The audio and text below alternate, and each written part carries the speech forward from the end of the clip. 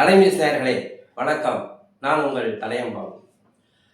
நேற்றைக்கு தேமுதிகவினுடைய செயல் வீரர்கள் கூட்டம் நடைபெற்றிருக்கிறது. அந்த கூட்டத்தில் அந்த கட்சியினுடைய பொதுச் செயலாளரும் விருதாசலம் தொகுதியினுடைய திமுக கூட்டணி வேட்பாளருமான திருமதி பிரேமலதா அவர்கள் கலந்து கொண்டு பேசியிருக்கிறார். அவர் பேசுகிற பொழுது சொல்லுகிறார், தேமுதிக தொண்டர்களுக்கு ஏதாவது ஒன்று என்றால் நான் தான் முதலில் வந்து நிற்பேன் என்று சொல்லுகிறார். சென்னையில் இருந்தாலும் நான் வரும்போது உங்களை வந்து சந்திப்பேன்.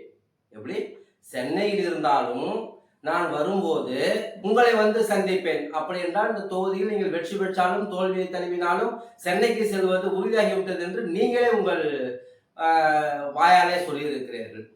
இன்னொன்று சொல்லுகிறார், உங்களுடைய சுக துக்க நிகழ்ச்சிகளில் நான் பங்கெடுத்துக் கொள்வேன்.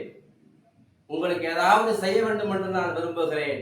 மரியாதைக்குரிய திருமதி பிரேமலதா அவர்களே, 2021 சட்டமன்ற பொது தேர்தலில் தனியாக நின்று 20,908 வாக்குகளை வாங்கி கொண்டு நன்றி சொல்லாமல் போன நீங்கள் இன்றைக்கு 2026 வந்திருக்கிறீர்கள்.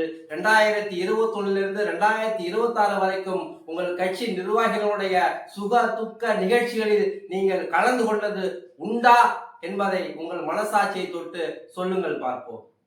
வருகிற போதெல்லாம் ஏதாவது ஒன்று சொல்லிவிட்டு செல்ல வேண்டியது. கடந்த 5 ஆண்டுகளுக்கு மேலாக உங்கள் கட்சி நிர்வாகிகளுடைய நிகழ்ச்சிகளிலே துக்க நிகழ்ச்சிகளிலே நீங்கள் கலந்து கொள்ளாத நீங்களா 2026 வெற்றி பெற்றால் கலந்து கொள்ள போகிறீர்கள்?